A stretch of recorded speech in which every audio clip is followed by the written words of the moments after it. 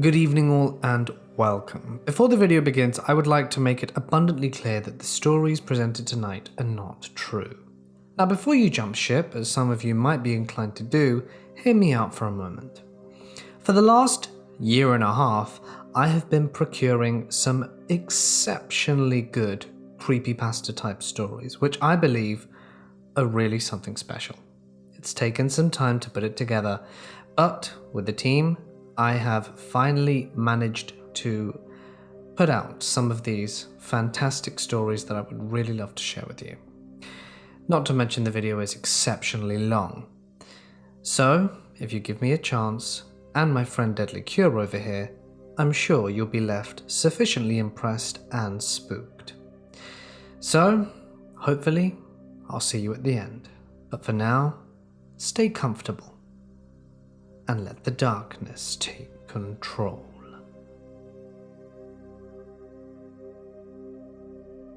It was supposed to be an easy job. Walk in, grab anything that looked like it could sell, and walk out. I guess you could say that I'm a sort of repo man. Clients call me, give me the address and what they want, and if the item is in satisfactory condition when I get it, I give it back to them, and they fork over the cash. Most of the time I can pilfer anything else I take a fancy to, but sometimes people want a discreet job. Grab whatever they want, leave anything else. For those jobs I charge a lot more, and this was one of them. 6 a.m. I walked into the rendezvous point, a small Starbucks tucked away in a street corner. 15 minutes later, a client walks in. Old guy, balding, a sort of dead look in his grey-blue eyes. He had bags under his eyes like he hadn't slept in quite a while. Probably why I was in a Starbucks, and not an alley downtown like usual. "So, the job?" I ask. He awkwardly sat down. "Straight to business then?" He raised his eyebrow. "Most hustlers flaunt a bit beforehand. Get the clients riled up, you know." He's done this before then. No room for haggling. "I'm not here to show off my junk. This is work, not the strip club." He laughed. Sounded like the guy had 15 different assortments of cancer. "Right then. The job's an apartment in the city, shady place. It's called the Yorkers Brewery.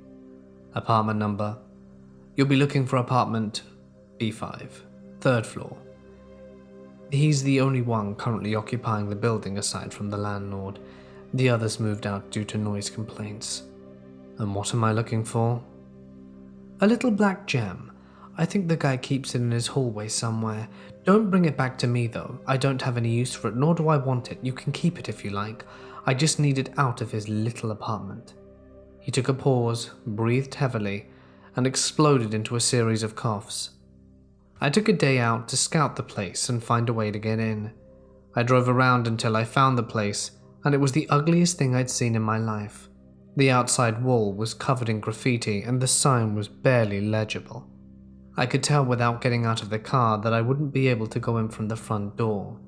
There was no way I was making my way up the stairs without the landlord confronting me. A man walked out the building. He wore a navy blue hoodie and sweatpants and was walking stiffly, as if he were dying from a terminal illness or something. I got out the car and walked around the building. At the back was a rusty metal fire escape that ran down the back of the building like a decaying spinal cord. There was my way in. I would climb up the stairs, climb in through the window and ransack the place. The only problem was I didn't know which room was which. Climbing up the stairs to the 3rd floor, I peered in through the first window. I could faintly see through the dirt-caked glass the letters B1 in faded copper on the back of the front door. Going horizontally, I was able to find B5. My way in was covered. All I had to do now was break in tomorrow night. My breaking kit was fairly minimal. Black outfit with a black hoodie and a burlap sack I found to transport the goods. A few lockpicks and a baseball bat for protection. Most of you are probably calling me a scumbag and a subspecies of Homo erectus, but it was either stealing stuff from people or the homeless shelter. I was back at the Yorker Brewery again. I climbed up the staircase, avoided the steps that I remembered buckled and creaked under my weight, and reached the window and fit my fingers underneath the tiny cracks. I was going to try and bust the lock open. It usually worked with windows like these. I pushed with all my strength and nearly fell inside. The Muppet left his window unlocked. I ducked in through the window and found myself in his living room. It was empty, except a sofa and a CRT television. My eyes widened, and I took out my baseball bat as I saw a figure in the corner hidden by the shadows. We stared at each other for a minute. Then I realized it was just a mannequin. Turned to face the window, I entered. It was made of a shiny plastic and completely black. What do you need a mannequin in your living room for? To my right was a hallway with 2 doors on either side. At the end of the hallway was a squat little nightstand, and on top of it, out in the open, was the gem. Little was an understatement. This thing was almost as big as my fist. Bent low, I progressed through the hallway. I reached one door and put my ear to it. Nothing. I did the same with the next one. The owner was in there snoring and coughing loudly in his sleep. Another 5 minutes. I was ducking out the window with the gem in my sack. Even though it was bigger than I had expected, it still weighed more than it let on. It would be going somewhere safe in my house until I could find a buyer. The next morning I was back at the Starbucks. The old man walked inside and handed me the cash and sat down with me to talk about the job. "Everything went well?" he asked. "Yeah, man. Walked in, walked out, took the gem." Good. Where did you find it?" The guy looked at me dead in the eye. He looked healthier, as if he were getting more sleep than before. "Guy left it out in the open, right in the hallway, exactly like you said. He even left the window open. I couldn't believe it." He chuckled. He got up, laid his hand on my shoulder. "Well, thank you, son. You did me a mighty favor. Take care of yourself, all right?" I walked out the Starbucks with more than $1,000 in my pocket, as well as the gem back at my place. The guy even bought me a coffee. As I finished the last of it off, I got back into the car. The next night I got into bed and turned the light off. I was in a trance-like state for about 15 minutes before I was jolted awake by a shrill, continuous beep, like the aftermath of an explosion right beside your ear. I looked around my bedroom for the source, but I climbed back into bed empty-handed and tried to sleep, which I managed at 1 a.m. The next few nights the noise increased steadily in volume, until on the 3rd night I could identify it. It sounded like a young girl screaming. Just screaming. Forever. It got worse from then. Every night the sound would be there, looming over me, sending stabs of pain into my head. On the 10th night the sound was so loud it sounded like it was coming from right beside my ear. I turned over to look. 10 seconds later I was locking my room from the outside. It was the mannequin from the apartment. It had been stooping over me, peering into my eyes. There was a huge gaping depression where his mouth should have been. The next 5 minutes I stood outside my room hyperventilating. The thing, still screaming, had begun to thump violently on my door, so hard that it rattled its hinges. I didn't know what to do. I buried my face in my hands until I remembered the gem. I dashed downstairs into the basement to get to my vault, entered the code and snatched it, and then, half naked, ran outside and into my car. The thing had stopped thumping and sounded much closer. It had gotten out. I drove like the wind, crossing red lights, charging down one-way streets, the wrong way until I got to the river. I parked close to the edge, took one final look at the fist-sized gem in my hand and chucked it out the window, and didn't drive away until I heard a very satisfying splash. When I got back to my house, the thing was gone, and the bedroom door had been thrown clean off its hinges. The last 3 nights have been utter bliss. 3 full nights of rest. This morning I woke up feeling elated. I got up into a sitting position and froze. At the foot of my bed, arms outstretched and mouth wide open, making no sound, was the mannequin. At my feet lay the black gem. I tried to break it. I've tried to lose it in different places. I even drove across 3 states to get rid of it. Nothing works. It just delays it. It appears the only way to get rid of it is to have someone else take it. Please, if anything looks too good to be true, be cautious, especially if it's breaking into someone's house, because you never know what might break out with you. I need sleep.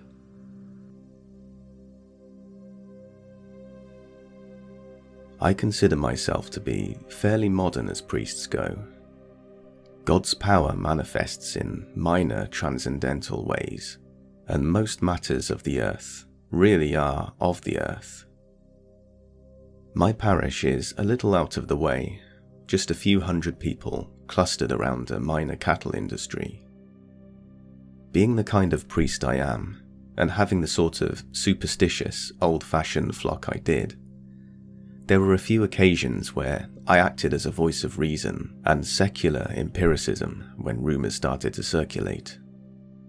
When Pat Mahan half joked he was seeing fairies in his garden at night, just like his old grandmother had always talked about, it was me who pressed him to head into town and get himself seen to, leading him being diagnosed with a shot optic nerve that sent white lights flickering across his vision in the dark. I'd venture to say I was a gentle, restraining force, reminding people how rarely their ills can be linked back to the spiritual or darkly divine. This is why I was truly, genuinely surprised to find that Molly really was possessed. I knew something was wrong when her panicked mother let me into her room and I found her completely naked and sitting in front of her dresser. She had become so thin to the point that her limbs were gangly and insect-like. Her skin was solid grey, not like she was dying, but like she was dead. She didn't give any sign that she noticed my entrance. The room was destroyed, littered with broken perfume bottles, torn clothes, and anything you might find in a teenage girl's room, bent, broken, or shattered. She was perfectly still, looking straight ahead. I thought she must be enraptured by her own reflection until I noticed that the dresser mirror had been shattered. "Molly?" I asked, trying to keep the fear out of my voice. I forced myself to inch forwards towards her, reaching out my hand. My finger tipped her bony shoulder, and there was an explosion of movement that made me throw myself back against the wall. When I collected myself, I saw that Molly was coiled, squatting in the corner of the room. One of the corners where the walls met the ceiling. Molly squeezed into it like a frog in defiance of gravity, her face now pulled back in a rabid grimace as she hyperventilated through clenched teeth. I froze, pinned back against the far wall like a rabbit in front of a wolf. I don't know how long I was there, locked in place by the age-old instinct that when you move, the predator pounces. That endless purgatory was eventually interrupted by a deep, echoing voice that spilled out of Molly, despite her mouth remaining closed. A flood of a voice that suffocated the entire room. "Stop thinking about Christ." I began to breathe faster. "Stop thinking about Christ," came the voice again. "Why?" I said. "He is hope. He is salvation. He is what you would term goodness. Thoughts like that are an irritant to my kind. Never mind that the fiction of him was created to cope with the reality of us. What he embodies is toxic to my kin." It was hard to reconcile the calmness and intelligence of the voice with the frothing, hanging beast that had once been Molly. "What do you want?" I asked. "I want to hurt Molly, and I'm doing a good job." As much as this terrified me, It put the matter in no uncertain terms. I wasn't a good priest if I left. I wasn't anything I like to think I am. I reached for the crucifix hanging on a chain around my neck and pushed it outwards towards Molly. There was a sound like stabbed cat, and I was rocketed back, slamming against the wall so hard plaster rained down on me. I slid up off my feet, a colossal force pressing against and around my neck, something grasping my wrist with the strength of an ape. My eyes flickered open, and the blurring cleared until I could see Molly below me, looking up with crazed, furious eyes. Her eyes darted over to the crucifix, still clenched in my hand. "You think that will help you save Molly? Let's see." She grabbed the cross from my palm. I heard a wet sizzling, and a veil of steam started enveloping her hand. She held the cross between her 2 fingers and began dragging them across her face, leaving red, bubbling streaks on her lifeless flesh. "It's working, see? See how you're saving Molly?" "Stop. Stop, please stop," I screamed, before being thrown across the floor in a whacking, painful slide. A moment later, the cross clattered across the floor beside me, still steaming, deformed and melted. The moments after that are a frantic blur, but they ended with me collapsing out of the room and slamming the door closed behind me. I stood up, leaning against the wall for support, to see Molly's mother bawling at the far end of the hall. I looked down and saw my hands, clenched into half claws and shaking uncontrollably. "The Lord is with us all," I said in a shaking voice. "But I think I'm going to need to contact some people who the Lord is more with, a lot more with." I had to wait a while in my sitting room. I had called the bishop, and he said he'd call someone else, and I was waiting on the result from all that. My house was fairly standard for priest accommodations. Cozy, warm, wood-panelled. Kojak, the fit German shepherd I had inherited from the previous priest, was panting anxiously at my feet, looking concerned. I indulged a bad habit that I had slipped into, sticking my fingers in the whiskey I was drinking to let Kojak lick it off. Not enough to affect him, of course. He just seemed to like the taste.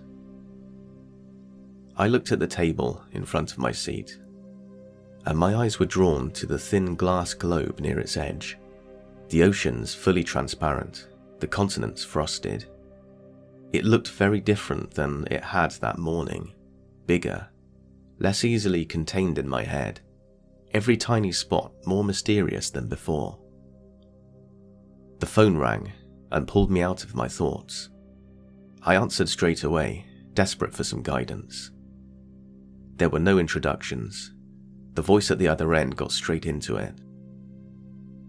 "We will arrive at Molly O'Neill's house in 1 hour.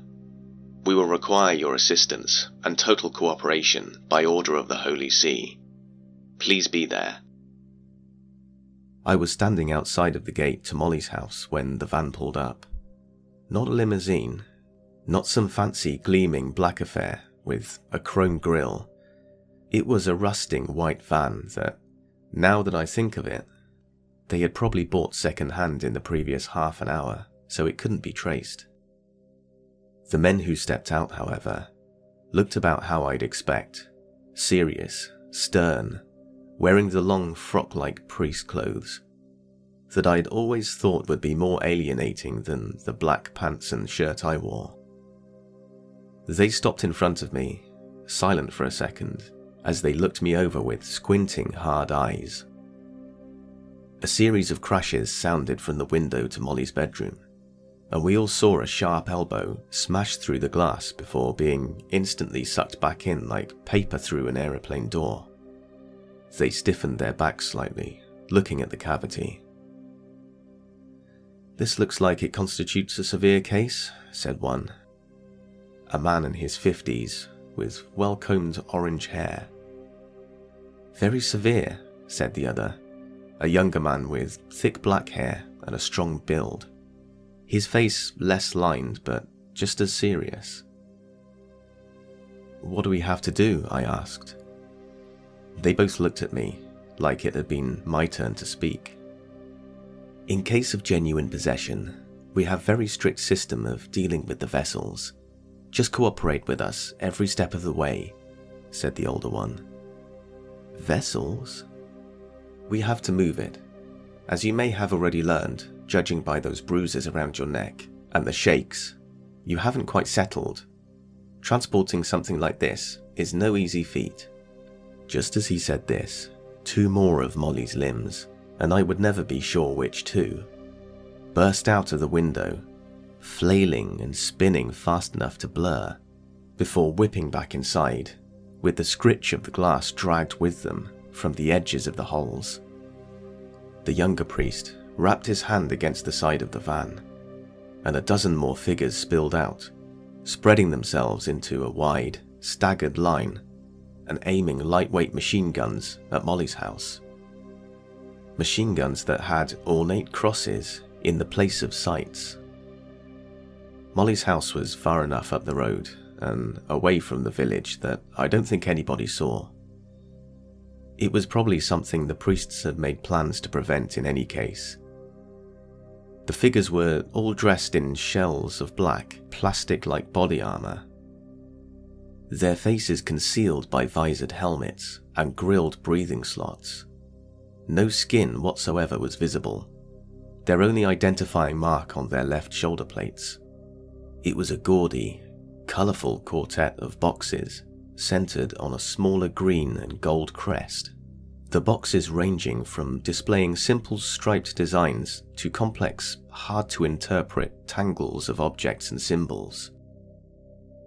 After a moment, and yes, it shouldn't have taken that long, I realised it was the symbol of the Swiss Guard. "They actually do something," I said. The 2 priests had withdrawn the most hefty, overworked crucifixes I had ever seen in person. They were solid steel, only capable of being held in a full grasp, worked over in pearls and ivory, and several other obviously expensive white substances I couldn't be bothered to identify. They stormed in towards the house, crosses already held out in front of them. The guard followed, following after the striding priests automatically. It was in those last few seconds that I noticed something particularly troubling. One of the guards was not carrying a gun, but a thick silver collar at the end of an extendable pole. Its outside edge covered in skinny jeweled bars, some stuck flat against the surface, other smaller ones sticking out on tiny hinges. It looked like the kind of thing you'd use to restrain a rabid dog. 10 minutes later, we were all sitting on bare iron benches in the bleak interior of the van. I was pressed between 2 of the guards, dense plates pressing in on me. Molly's capture and extraction had been loud, chaotic, and had required no small amount of reassurance of Molly's mother by me that it was for the best and that her daughter would be fine. She was now at the opposite end of the passengers area, towards the driver's compartment, pinned to the corner by the outstretched crosses of the priests and the aimed cross sights of a few of the guards. The dog catcher analogue had been closed around her neck, held from a distance by another one of the guards. She moaned and squealed pitifully in what I judged to be fear and pain. Twice she attempted to leap forward towards the door, but each time the guard with the dog catcher would press a button on the pole. The smaller hinged bars on the collar would snap down over the larger one, forming crosses. Waves of steam and smoke would cascade out over the silver as the smell and sound of sizzling meat swelled. Her throat would bubble and blister, crumple and boil down to a red swamp before she would instantly collapse back to where she had been, screaming, before the crosses were parted and the sizzling subsided. In the aftermath, she would moan and squeal even more than she had before. "How did your crosses stop her? Mine didn't." The two priests looked back at me. The older one answered, "Yours was probably made in a warehouse in Mongolia, where child laborers try not to burn themselves with molten steel. These ones have been blessed by every pope of the last 400 years, in full view of at least 12 archbishops, and then paraded in view of the faithful. They are of a higher and meticulously tended class of holiness." "Your children," came Molly's voice. It wasn't the overbearing voice that had previously come from Molly. It was a weak, crackling sound spoken with her mouth. The words were saturated with pain, screechy and drawn out. "You idiots. It's not holy. It's all your delusion being dumped onto those objects. All your hope and desperation and love, ideas about salvation, and the arrogance of thinking that it's all on your side, and the universe was made by a kind, gilding old man. You dump it onto the Pope, like a waterfall of acid, and he soaks it up and dumps it onto those crosses. Only because people believe he can, because they give him permission to channel their poison. He dumps it, and he's helped out by all the archbishops you called them, and all those people at your parades and visits. So many people caught in the tamest level of hell and hoping for better.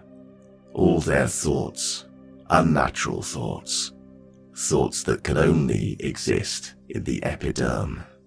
They get sprayed out and shower those crosses." The pain in the voice started to fade away, replaced by growing malice. "You think that means you're right?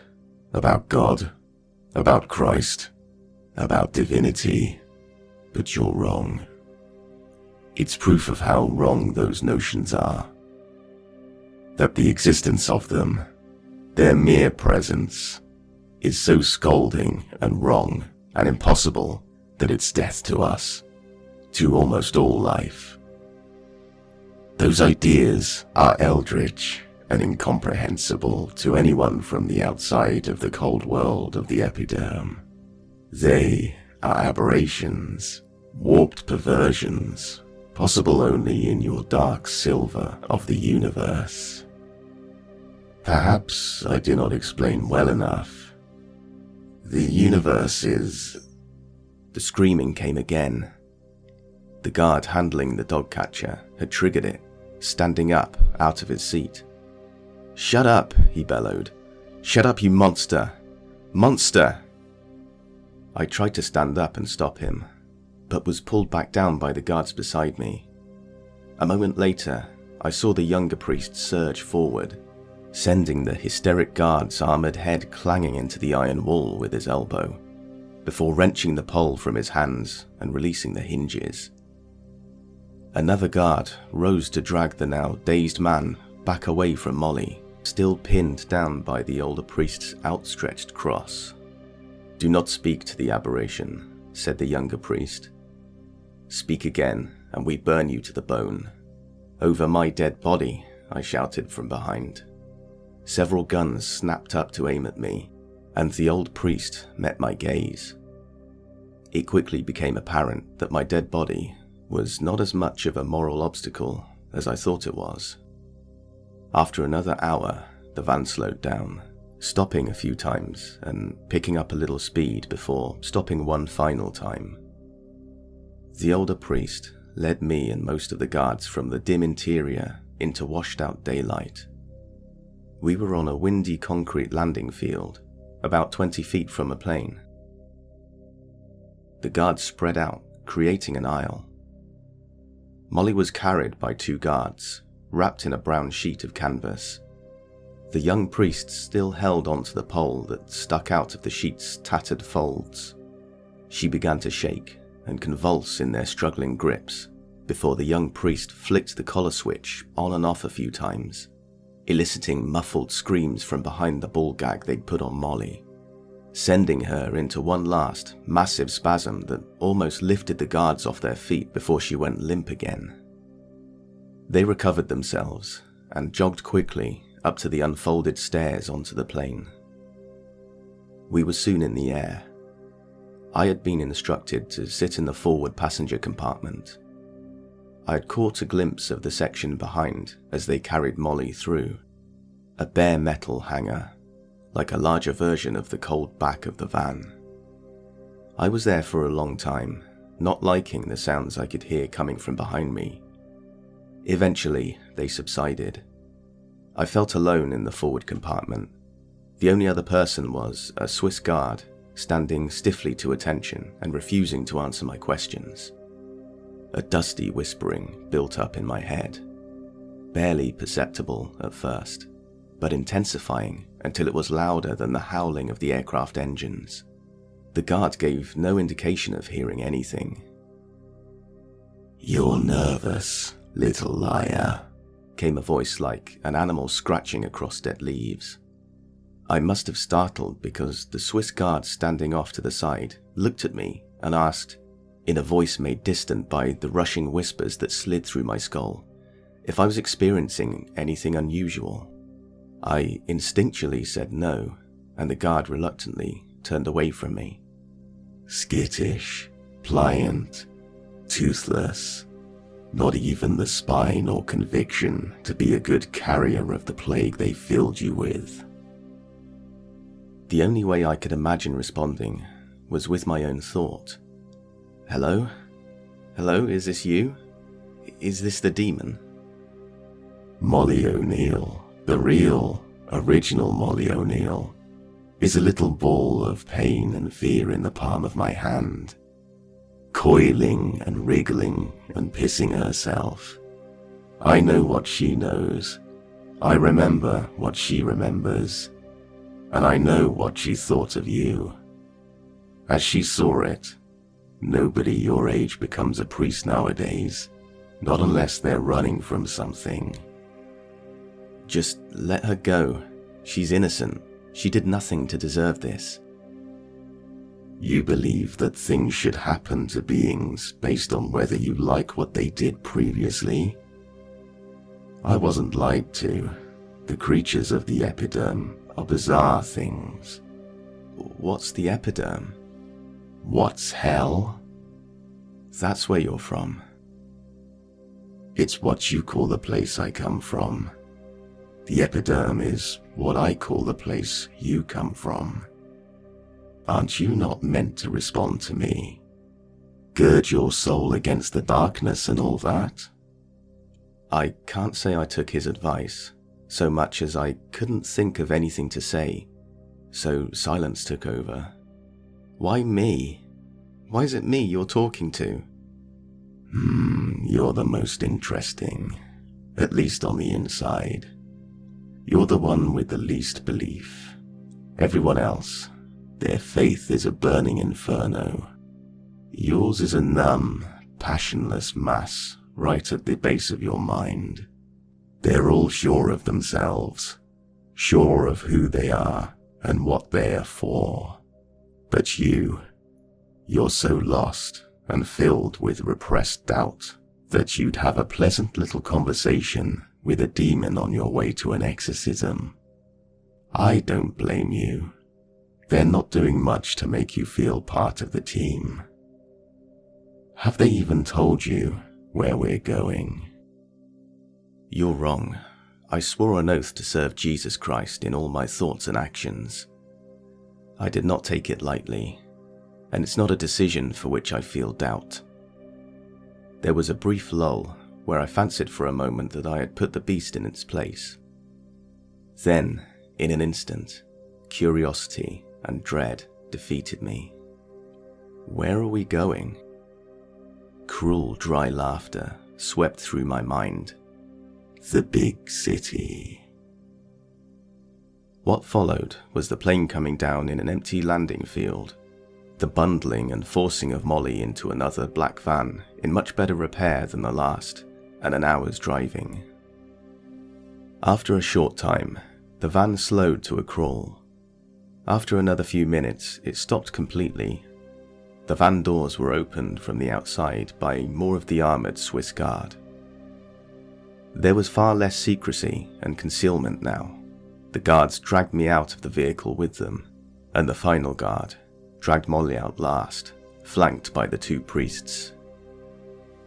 I looked around, finding myself in a lifeless, cobbled plaza, flanked on all sides by a multi-tiered stone building, carved into sinuous, flowing lines, curving around windows that flared elegantly at each end. "Where are we?" I asked.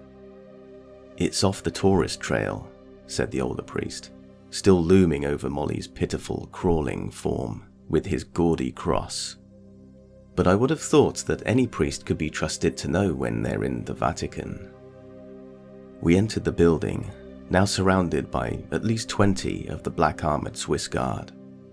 The hallways were carved stone, just like the outside, with arched ceilings and black-tiled floors. The only sounds were our wave of footsteps and the echoing, wretched shrieks of Molly as she was dragged across the floor by a guard. I walked beside the young priest. "There, seems to be some gap between the personality of the demon and how Molly is acting," I said, speaking up to be heard over Molly's desperate, unintelligible protests. "The demon is usually calm enough, or so it seems to me, but she's always screaming." The young priest looked at me across his shoulder, acknowledging me for the first time in a long time. "The mechanics of possession are not fully understood. As far as we know, the emotions of the victim can come through in physical behavior, while the demon has some sort of override control.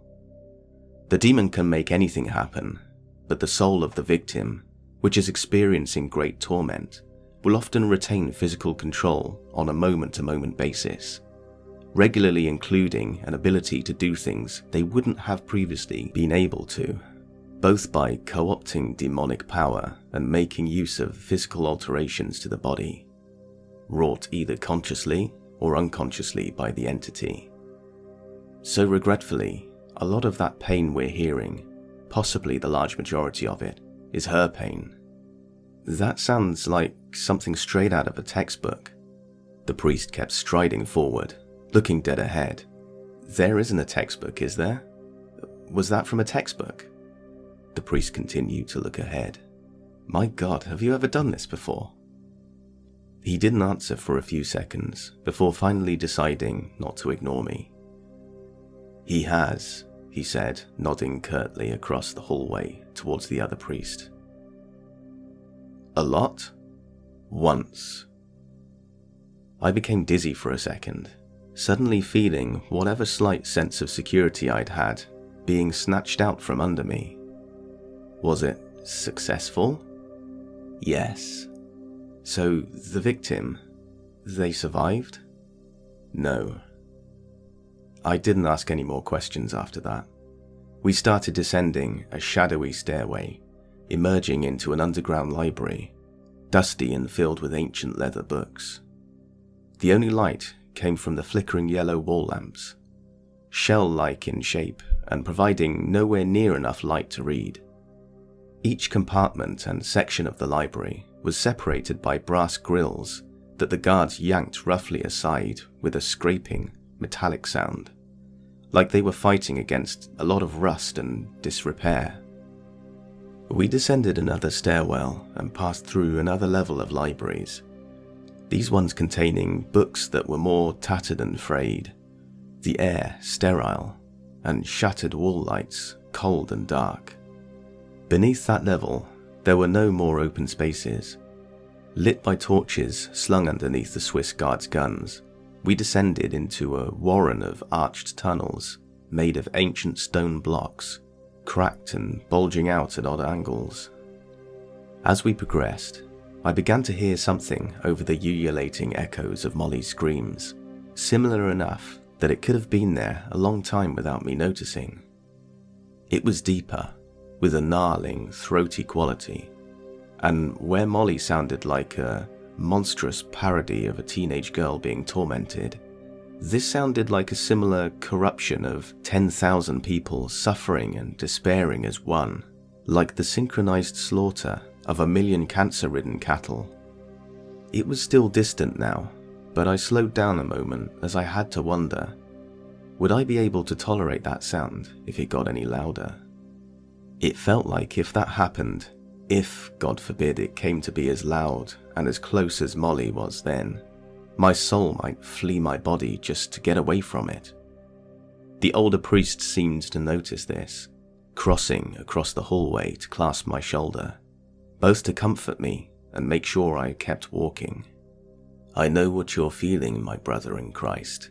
We all feel it. But if you'll look at your training and studies, I believe you will remember that even the valley of death has its saving graces. Thank you, I'll bear that in mind, I mumbled, trying to compose myself.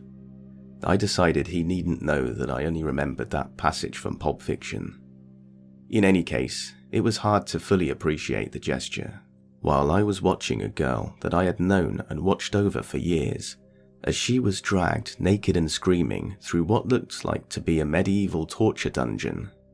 We began to pass rusty iron doors inset in the walls. We kept walking for a long time, the older priest's firm grip keeping me moving. The distant sound got louder and louder.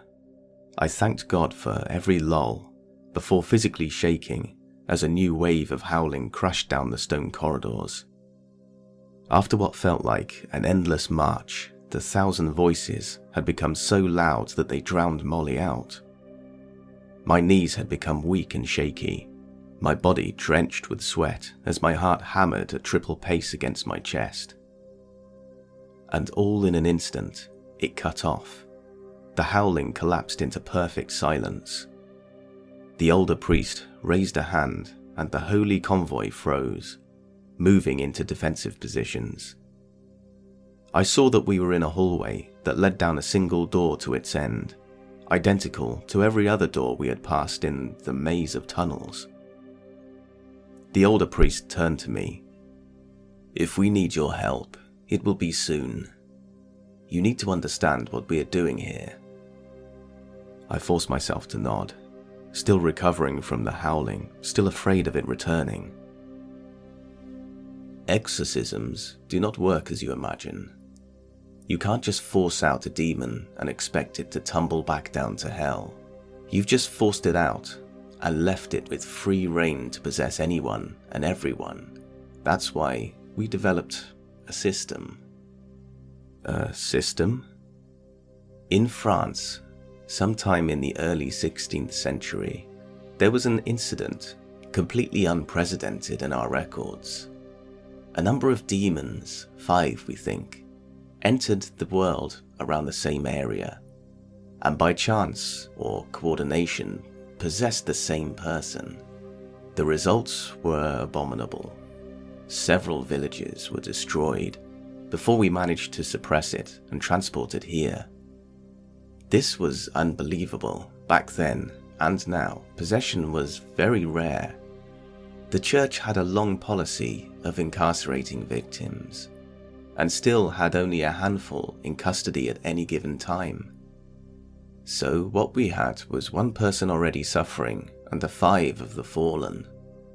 Somebody made a proposal that must have seemed as insane then as it does now, but it was attempted. Force the spirits from one vessel into another. Force them out as we had, but not into the world, into another vessel.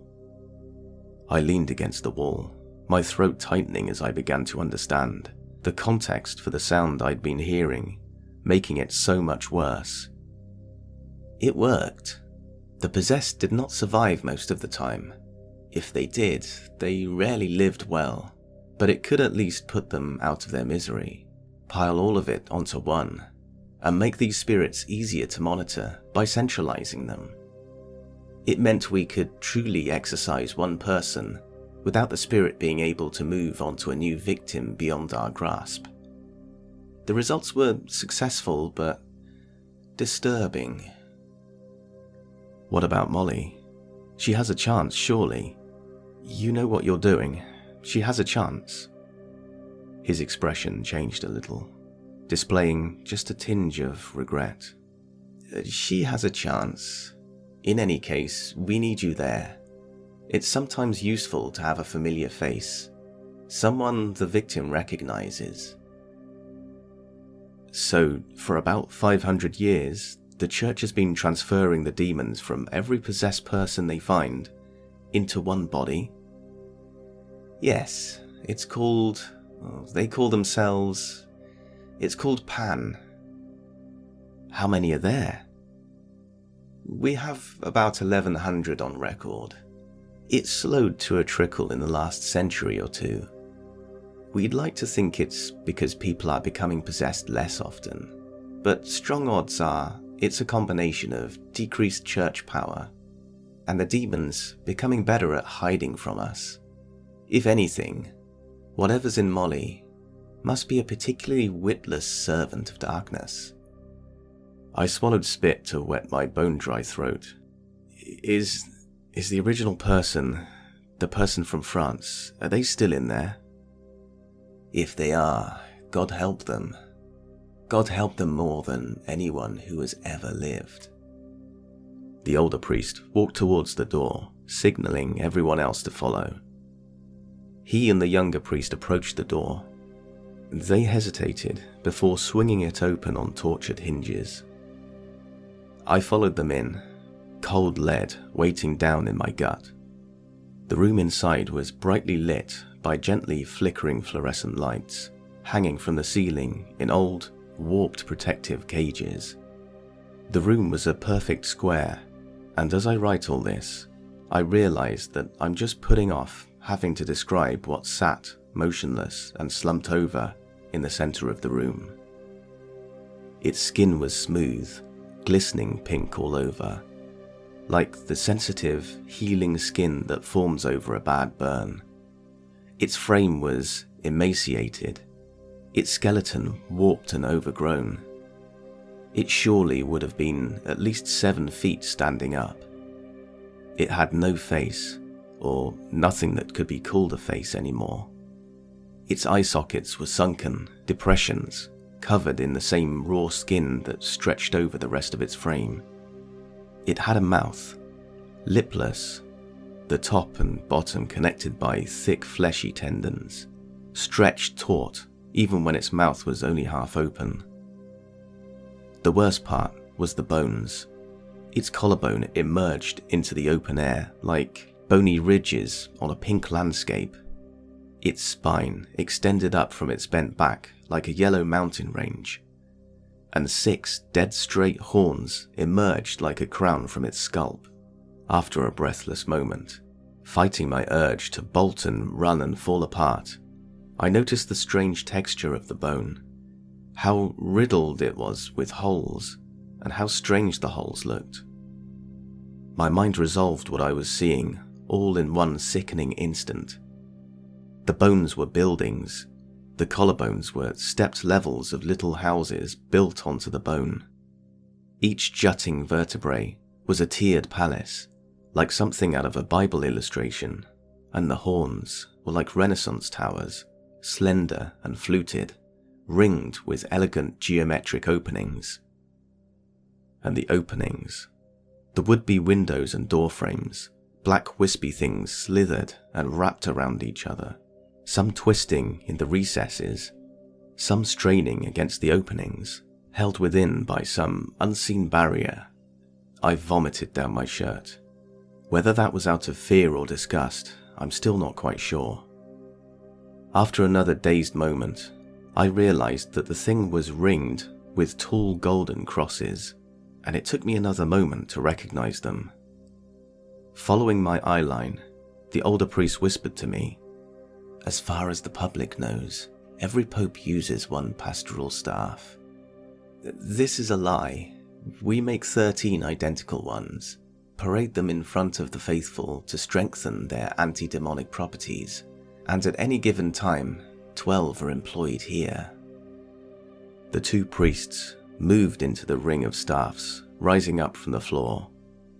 Most of the Swiss guard spread out throughout the room, guns aimed down, but stances ready and defensive.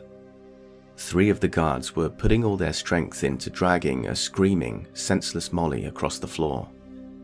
Her screams had become so piercing it was painful, and she was so desperate to distance herself from the ring of crosses that she wasn't deterred in the least by the crosses being snapped together around the rim of her collar.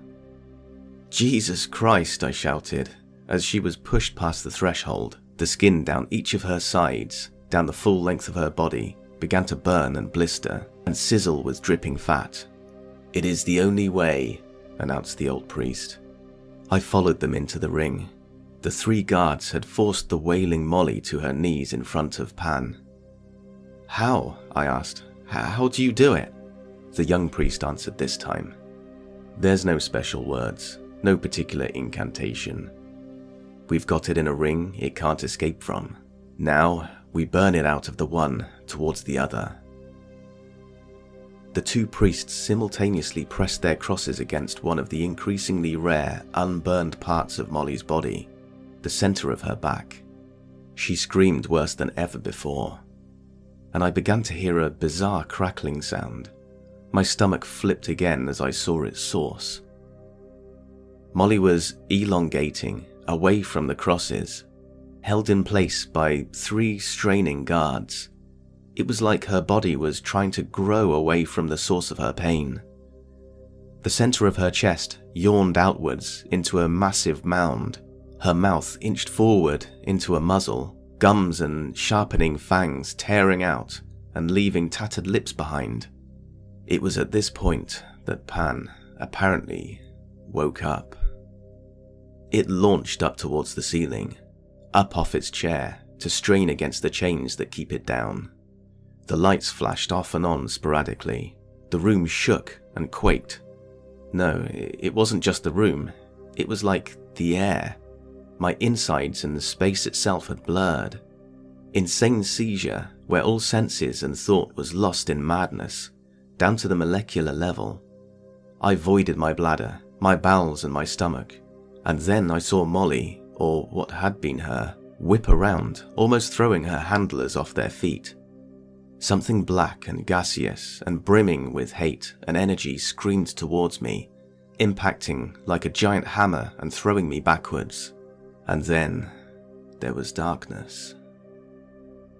There was darkness for a long time, but then there was light, faint and growing quickly, forming a tapered oval halo. Let me tell you something, little liar. Liar to himself and to others. Let me tell you the way of things.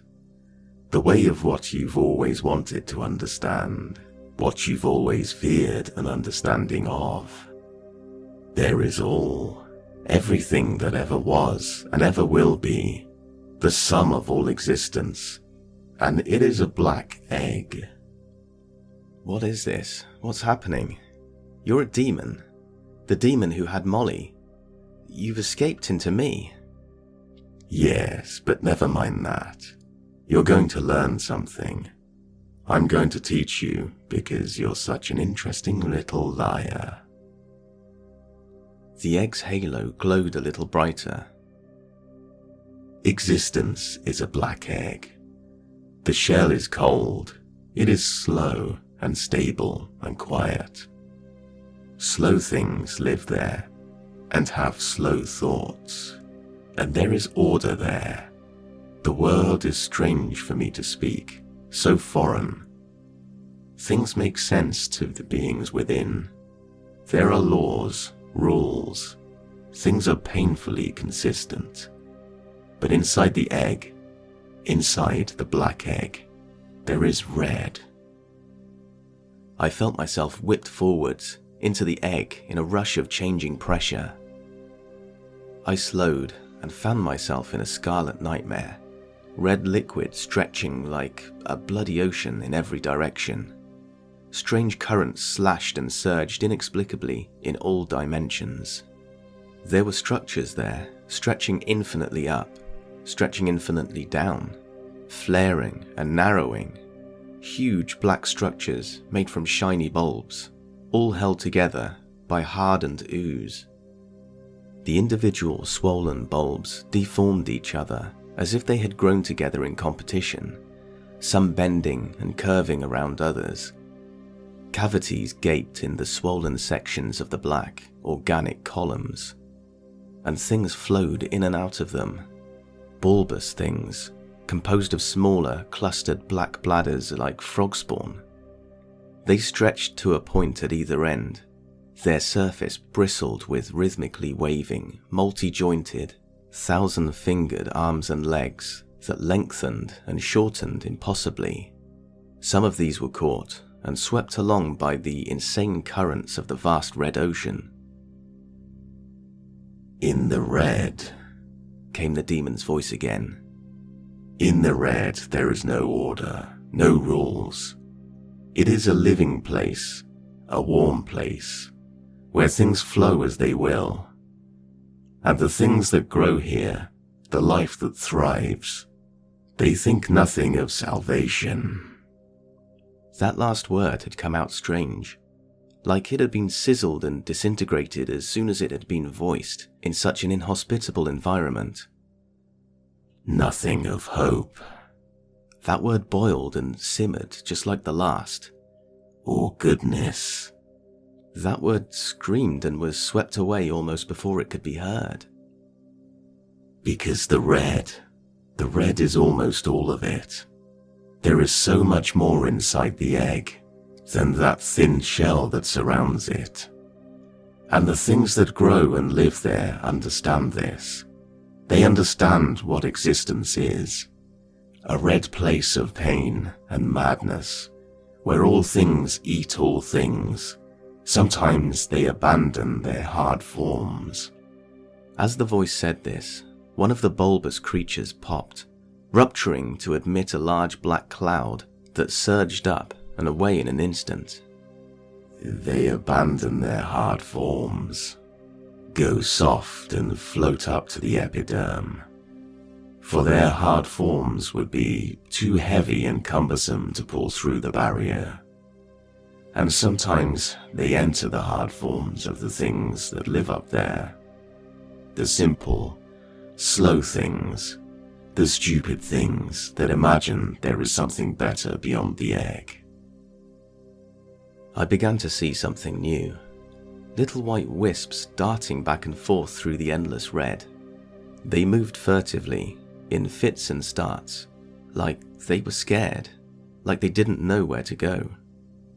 "And when, in the epiderm, hard forms fail, the things that live there, their soft forms drift down, all the way down into the red." A number of the black bulbous creatures began to surround one of the little wispy things, penning it and scaring it so that it didn't dare dart out.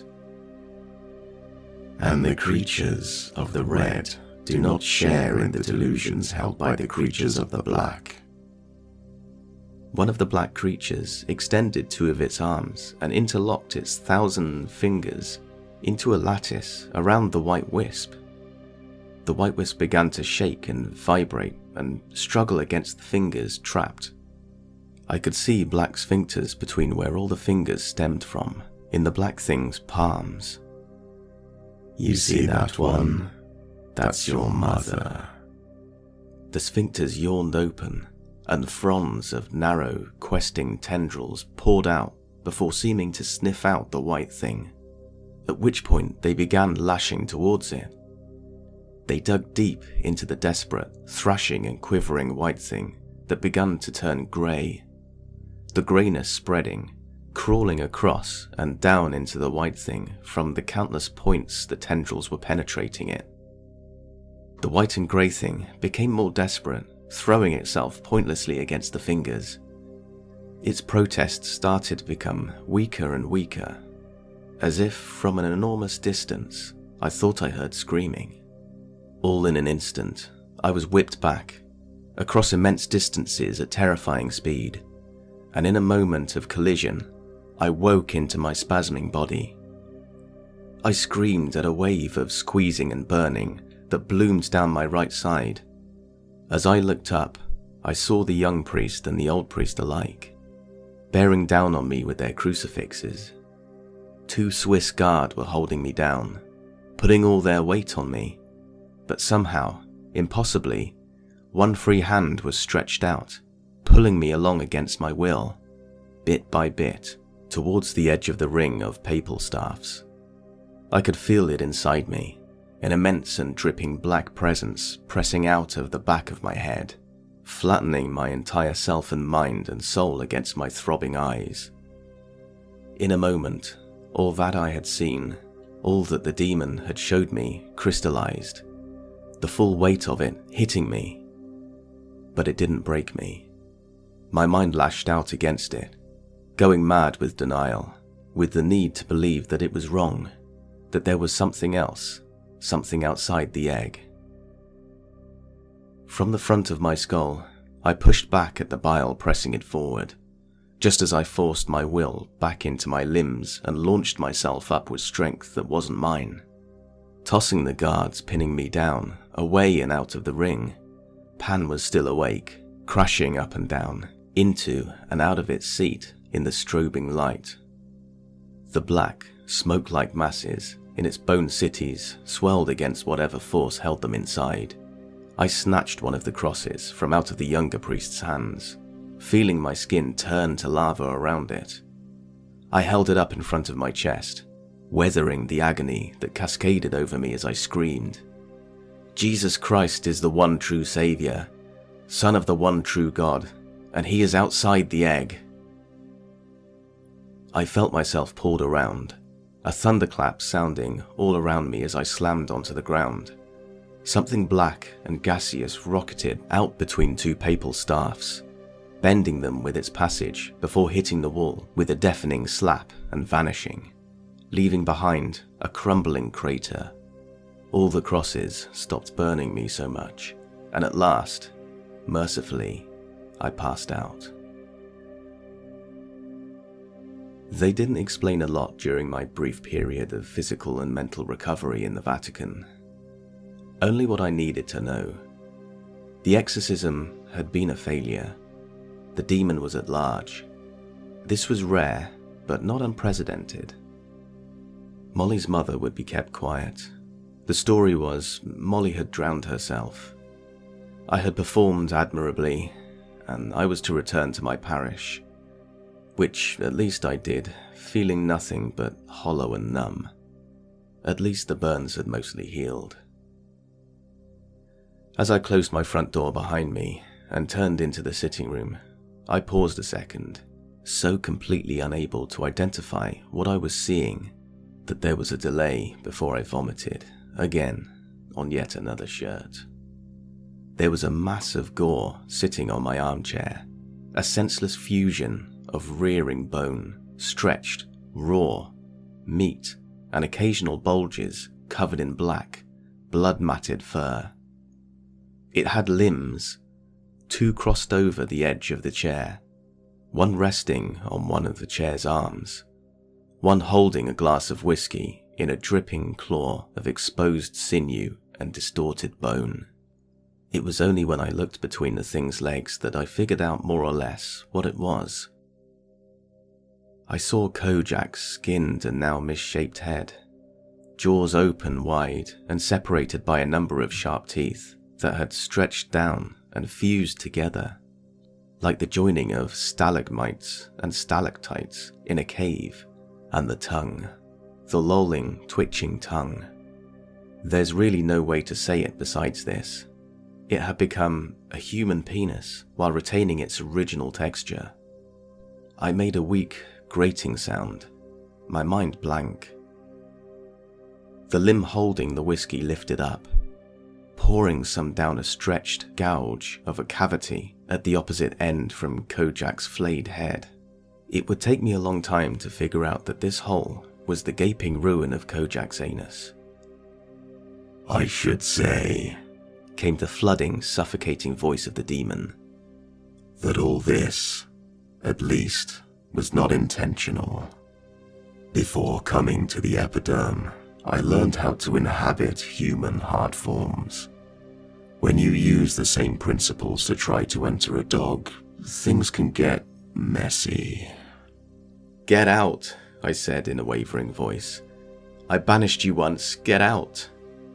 As if I didn't want to leave that dark hole the liars brought me to. In any case, this whiskey doesn't seem to be working. Doesn't really taste of anything. I banish you. Again, I let myself out. Oh, but you got into quite a frenzy, didn't you? The mass of meat stood up, placing one arm behind its back and holding the whiskey high as it walked, as if deep in thought. I kept moving around to keep the distance between us, but it wasn't trying to walk towards me specifically. Its footsteps were tiny, wet sounds, and the puddles of blood they left behind would quickly drag forward of their own volition, attempting to rejoin the main mass. You were so spooked, you became a good true liar just for a bit, and screamed the name of your god with such conviction, because in that moment, with the memory of the red so fresh in your mind, you couldn't bear to believe in anything else. The meat stopped, turning as if to look at me. But it's been a while, and the fire's burned down to embers. And you don't believe like you did in that moment, no matter what you tell yourself. You've almost gone back to how you were before it all. I can feel it in you. You're wrong. Jesus Christ is... We both know I'm not wrong. So shut up about it. So tell me, you've had a little bit of an arc. Had a few moments of the certainty you'd always looked for. But have you finally realized? Has the whole thing given you the context to understand why you joined the liars in the first place? I can see it plain as day, but in all those weeks recovering, have you pieced it together? I took a deep breath, swallowed, and answered. Because all my life I was scared. Scared that we, the whole world, everyone together, didn't understand anything. That the universe was so big, and death was so long, and we had so few answers about any of them. So I started pretending, or deluding myself into thinking I believed one thing. The thing I was brought up with. I kept telling myself that I believed it because the thought was so much more comfortable and safe than admitting how impossible it was to know the truth. That the kind of things you showed me, or a million other horrible, hopeless things that could be true. And I needed to believe so badly, I did everything to play to the fiction, all the way up to devoting my life to what I was trying to convince myself wasn't a lie. The demon sniggered slightly, in what almost seemed a friendly way. Well, now you've figured it out, you aren't so fun to watch anymore. The meat began to walk again, straight towards the wall and up it, casually mocking nature as it continued its stroll up the walls, across scenic paintings, and finally stopped to stand, hanging from the ceiling, directly above the glass globe. The whiskey stayed in the glass. Just one more thing. One more little spook of a thought. You know now what the epiderm is. How thin it is, how fragile. And you have beings of chaos and destruction at large in it. And you concentrate them all in one pinprick of a point. All that instability and pressure bearing down on one minuscule piece. My eyes started to tear up, and I was overtaken by a wave of shivering as I started to piece together where the demon was going. If you keep pushing and trying to put more and more pressure on that one little part of the shell, the spot already so saturated it's getting difficult to add anything more to. If you force that tiny extra bit of stress on such a thin, fragile shell, Well, what do you think might happen? The meat went limp and dropped from the ceiling, smashing the glass globe into 1,000,000 pieces.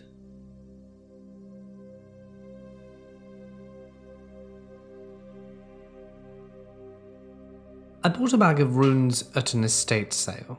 They were quartz crystal. They had some clarity to them, but were mostly opaque.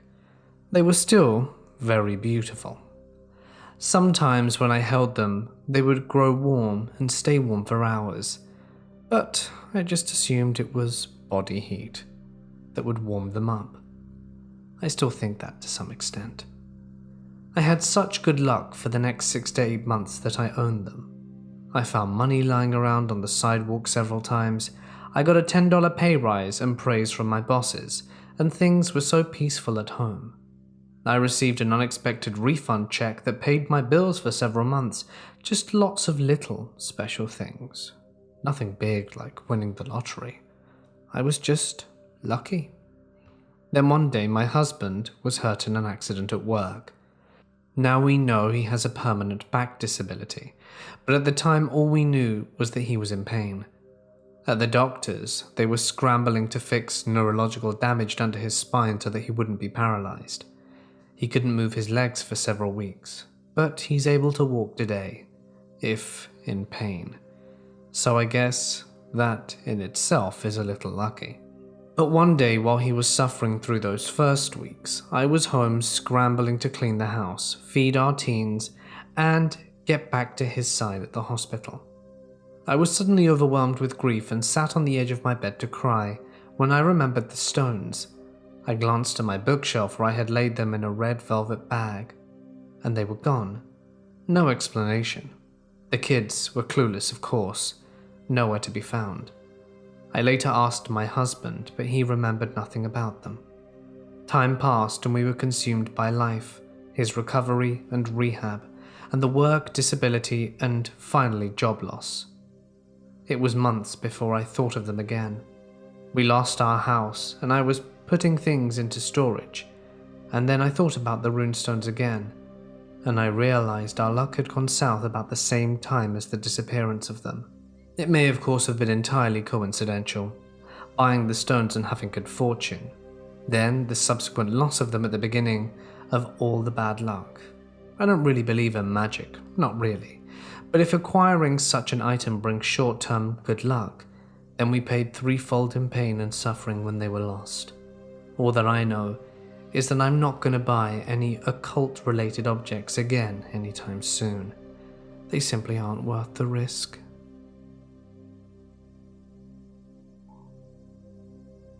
Perhaps you've heard of Andersonsburg, the old western Pennsylvanian town that, like Roanoke before it, suffered a mysterious end and left no accounted survivors to enlighten anyone as to the details of its fate. Luckily, that may no longer be the case. I've joined a university-funded expedition here and have been tasked with collecting items of value that can hopefully assist in our search for knowledge pertaining to the curious fate of the city. After some exhausting work, I did indeed come across a diary that is, by far, the most informative document yet unearthed. I'll check the contents for veracity at a later date. For now, here are the most relevant excerpts for anyone interested. April 3rd, 1829. Another man caught the fever. This time, down at the lumber camp. From what I heard, the poor bastard was tying down the logs when he just up and fell right over into the river. Almost drowned, I heard. And when the others got to him, Matthew and Thomas and the lot, they said his face had gone pale as a cloud, and that he was shaking and sweating and coughing. Ain't no mistaking that for nothing but the early signs of the fever. So they hauled the poor fellow out and gave him a canteen and had him rest. But then, without telling him, they struck camp and left him there. I'm not sure what came of him, but everyone here knows the mayor's rule. None struck with the fever are permitted to return to Andersonsburg. If they're favoured enough to survive the thing, unlikely as that sounds, they're to remain banished to the woods with nothing but the clothes on their backs and whatever coin they've got in their purse. Not a one of the lads down at the camp wanted to risk becoming an infected and meeting such a grisly fate. No, sir. April 4, 1829. By mayor's decree, the lumber camp is to be abandoned, along with all the supplies it's gathered, for fear of being tainted with fever. There was an uproar at the mansion today over the decision. Many men are out of work now because of it. But strange enough, I didn't see not a one of the fellows from the camp itself down at the mansion. Just their wives and some others. And I know why too. They wouldn't admit it aloud, no sir, but they don't want to go back. I wouldn't either. I've seen the fever at work at Pinefield, and it ain't got no place in my home. Not while I got a wife at home, no sir. April 7, 1829. Maria says to me today in the kitchen, "Paul, I can't believe the mayor would throw so many good men out of jobs." But I says back to her, "Dunno, sweetheart. Perhaps he's got himself a point. That old camp's been run clear over with fear, and you don't want that plague finding its way around here. No, sir. God himself couldn't stop it if it did." So she snorts and walks away. But she'll come round eventually, especially when the stories of the infected keep coming. If fever hits the camp, then it's only a good 2 or 3 miles from town. Only a matter of time, I think, before it finds its way here. God above, I hope I'm wrong. But maybe I should start thinking about taking Maria away for a time, though, to see my brother in Philadelphia. Just till all the foul things conclude here. April 11, 1829. A man got shot last night, not 100 yards from Jim Isley's porch. Jim says he was delirious, just stumbling about near the tree line without an aim in the world. He calls out to him as he says, "Declare yourself. You's an Iroquois. I'll shoot you dead if you're an Iroquois, old boy." And he says nothing, so shoot him he did. Then Jim sent his boy Nathan into town to fetch a picket while he watched in the field, thinking an Indian attack was brewing. But when Nathan got back with some of the men and their rifles looking for a good fight, not another Indian had shown his face. So they went out and looked at the body, and saw it was something worse.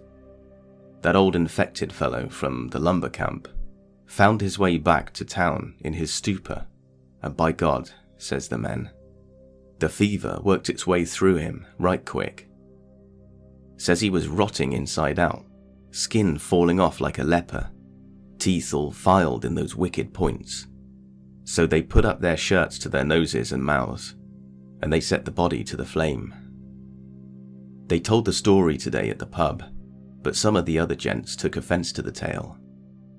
Says they should have told the mayor, says they shouldn't have gone near the corpses.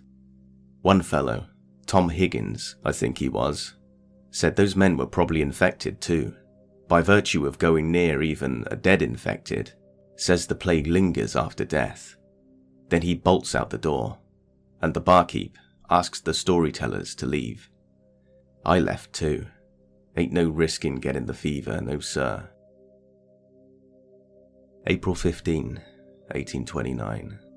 Jim Isley didn't show up at the office today, and all the men there know the story with the infected fellow getting shot too. So the rumours are swirling. No one heard from him. His clients are stopping on by, and all we can say is, we ain't seen the fella. Come on by later on. So they do, but they ain't happy about it, no sir. I like old Jim, even if he's a little small-brained, so I says to myself I'll stop by his house after closing to see what's the matter. I know I shouldn't, but if he's sick, I'll know for sure and I won't go near the man. I just hope it ain't the fever. God above, I hope it ain't the fever. So I gets to his house around about dusk, and his wife opens up the door. She's a sweetheart, she is, but even though she's putting on a nice big smile for her guest, I can tell she's got a worry on her mind. So I put my hat on my chest, and I says, "Greetings, ma'am. Just stopping on by to extend my regards to Jim. he didn't show up at the office today, you see, and I was hoping I could see him." Then her smile faded, and she says, "That's mighty kind of you, Paul, but Jim's been under the weather, and he won't let neither me nor Nathan in the bedroom. Alls I know is he's sweating and having trouble keeping down a meal." Then my smile fades, and I says without a second thought, "Sarah, I'm guessing you heard about the guest a half week back. The man Jim shot?" And she says, "The Iroquois scout? Jim says he shot him dead." So I says, "Sarah, that weren't no Iroquois scout. That was the infected fella from the lumber camp. Jim and some other fellas burned the body once they saw the skin." And her face goes white as a ghost, and she just says, "Don't you lie to me. Don't you lie to me about my Jim." And she goes and shuts the door in my face. I hope she gets her wits about her and gets Nathan out of there soon. He's a good lad, and she's got a big kindly heart herself. They don't deserve this. As luck would have it though, I ran across Dr. Armistead on the way home, and I tells him about Jim. Maybe he can help. April 16, 1829. Maria wakes me up early today, and she says, "The Isleys are gone. The Isleys are gone." And I'm tired, so at first I don't know what nonsense she's talking. But then I remember Jim and Sarah and Nathan, and I says, "What do you mean gone? Dead gone?" And she says, "No, the doctor says Jim's got the fever, Paul." And so a few men grab their muskets and they haul the whole Isley family out of their house and toss them right out of the whole town. Some of the men says if they ever come back, they'll shoot 'em dead. So I feels right guilty for ratting them out, and I throws my covers off and I run outside and down the street. Sure enough, the Isley home's gone up in a smoke. The whole town's out there watching it burn without a pity, except the parish. And when I run up, I hears people talking about anyone else who'd been in contact with the body of the fellow down at the lumber camp. Then I hears the other names come up. David Brody, John Green, Will Benson Hodges. The townsfolk say they've got to find them and give them the boot, or else the whole town will get the fever. One lass says, "Why don't we just shoot him?" And another fellow says back to her, "Then we'd have to remove the corpse. Wouldn't want to go near such a thing, would you? The plague lingers. Better to have 'em walk right out on their own 2 feet. But I thinks to myself, hell, that's almost worse. April 18, 1829. The town's all done over in a hysteria, I tell you.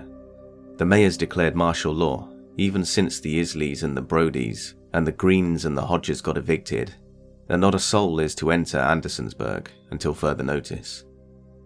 You can leave, and he won't stop you, but you ain't coming back if you do, and the townsfolk will assume your departure means you've been struck with the plague.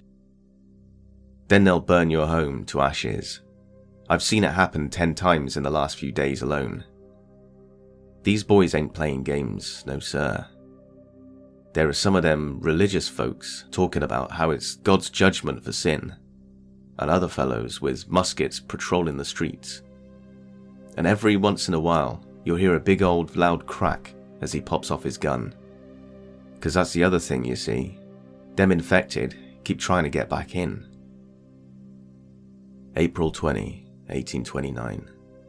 Some of the infected stormed in down Mulberry Street last night, stole some cattle, rattled some doorknobs, but the militia showed up right quick and drove them off with some sharp musketry. They didn't kill any of them until they'd run out past the wooden palisades. Then they'd shoot them in the back and dropped them like a sack of potatoes, says they. The men have orders only to wound if possible, you see, if the infected make it inside the town. That's seeing as how the dead infected in the streets is like a corpse some poor bastard'll have to remove. And then he's struck with fever too, far as the town's concerned, and they sent him a packing.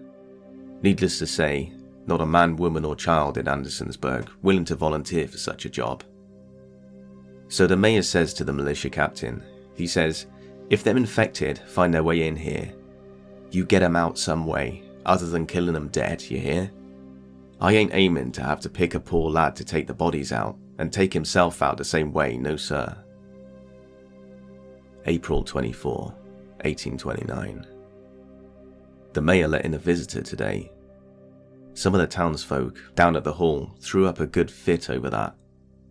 But the man had something to say, so in he comes.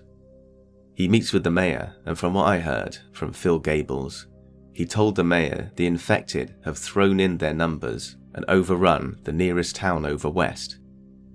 That place, Leicesterburg, was in a similar spot to us, rooting out the infected, burning their homes. Barricades had gone up, and militia had been mobilized. All the same, the infected, hungry for flesh, swept in out the woods one night and overran the barricades and the watchtowers, and killed every last person in the town. Except for this fella, Charles Gates or something or other. He was the last man alive, and he ran all the way here to tell us the horde is heading up this way, not 2 days out. So now the town's got to figure out what's to be done. Some people think the fella's lying to get himself a bite to eat. Others think we should all leave Philadelphia while the leaving's good. And others think we can take on the horde. Leicesterburg was half the size of Andersonsburg after all, says they. We have more men, more muskets. We would beat them. But it's all up to the mayor now. April 25, 1829. The mayor elected to stand and fight, but said that anyone who sought to flee was welcome to do so, of course. Got himself a nice round of applause, and then the men, myself among them, said about collecting arms and bullets, and building up the barricades in the streets, and setting up wood towers for the lookouts. If these infected aim to have a fight they shall have. According to Charles, we should expect the horde to come up from the southwest near the pike, sometime in the next 12 or so hours. Said there were uncountable hundreds of them, all rotting away and thirsty for blood and crawling like beasts. We've got ourselves a good 240 men, and muskets and rounds enough for maybe 180 of them. Add to that number 30 good sharpshooting rifles for the marksmen in the towers, and even 2 12-pounders overlooking the pike from 2 angles, and we got ourselves a fine force to defend the town with. But I can see it in everyone's eyes, a mist of fear. Tonight I'll spend the evening with Maria, and we'll do what the two of us can to take our mind off things. By the door is my musket, of course, and in my satchel all the ammunition I could find. Should I hear the church bells go off at any point, I'll have no choice but to grab the gun, kiss Maria one last time perhaps, and rush out to the southwest barricade to do some fighting. If the church bells ring a second time though, everyone knows what that means. The infected have broken through. Then it's time to hit the road to Philadelphia. So I tells Maria to keep our valuables packed. April 26, 1829. Today I took a good stroll out on the edge of town. We've got ourselves a good palisade.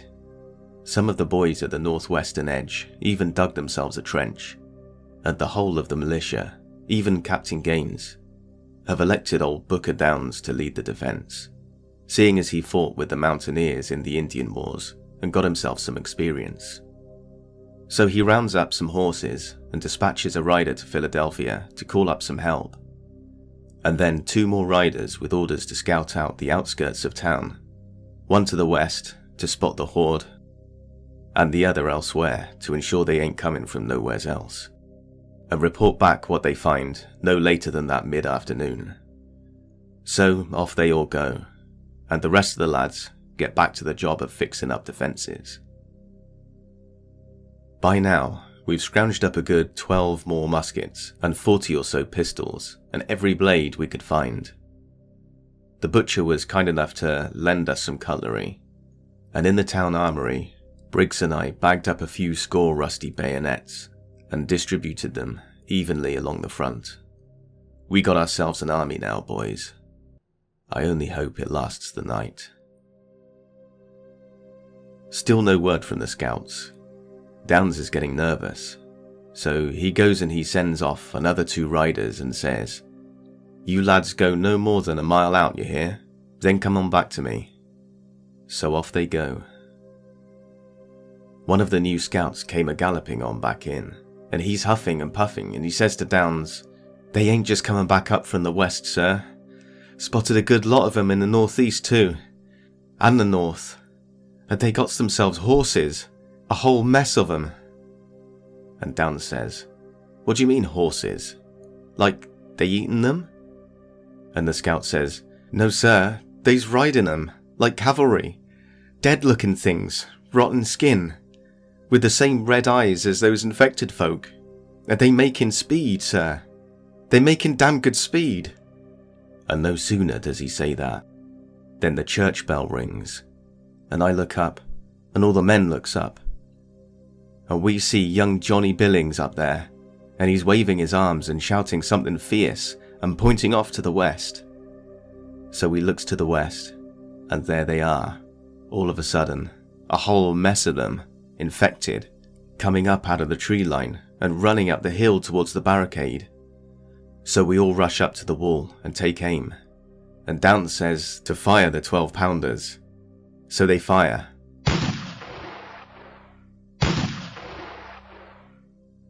And a good few of those infected goes a-flying, but then more are coming, and more, and more. So then the marksmen open fire from the towers, and they're picking the bastards off as best they can. But the hordes get closer and closer. Soon they's in musket range, so me and the boys fire a volley, and when we reload, the boys behind us fire, and then the boys behind them. We 3 lines deep at the choke points, and pretty soon we got infected piling up right quickly, not 50 yards off, dead and more. But the rest of them keep right on climbing over the pile of dead ones, and keep right on coming, and we keep right on shooting. But then the infected did something I ain't seen yet. Far as I could tell beforehand, the fever keeps you from thinking straight, and then you're just not thinking at all. You just got a mindless thing with rotting skin that eats and kills. But today, after a good 10 or 12 minutes of fighting, the horde got up, and the whole lot of them actually fell back. Now that says to me a number of things. Things discussed openly as the men set about reloading and fetching water in the interim. That means these things are thinking. They knew they couldn't break our lines, and so they retreated back towards the trees. They ain't done.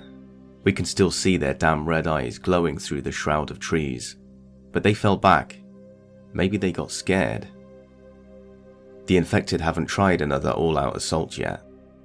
Commander Downes thinks they's waiting for nightfall so they can slip in unseen. So he had a handful of boys from each of the regiments head out to the killing fields and throw up some lamps while some others stood guard. When sunlight starts to fall, we'll have other boys run out with torches and light those lamps, and the hope is we can keep the fields lit for shooting through the night, and we got closer lamps too that can be lit from behind the barricade without having to send men out all exposed. Sun's coming on down. We can still see them damn infected in the trees, and we hear rustling and footsteps, and Commander Downes says they're likely to be bringing up reinforcements for another push.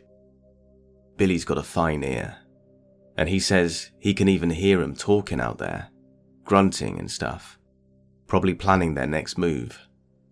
Meanwhile, the boys on this side of the palisades have been reinforcing the barriers. Still no word from the other 3 scouts, but we ain't holding our breath on their return. Around about 8 o'clock, we heard some shooting in the northwest barrier, so Commander Downes sends me and Butler and Peyton out to see if they need help. So we get there, and the boys said the things had tried crawling through the tall grass for cover, and were only about 100 some odd feet from the palisade when the boys spotted them and started shooting. So he goes back to Downes and tells him, and he calls up a council of war with the regiment heads, and says that given that and the retreat from earlier, it's clear the infected are smarter than we thought, made a point to say that no weapons could fall into their hands. Not under any circumstances, no sir.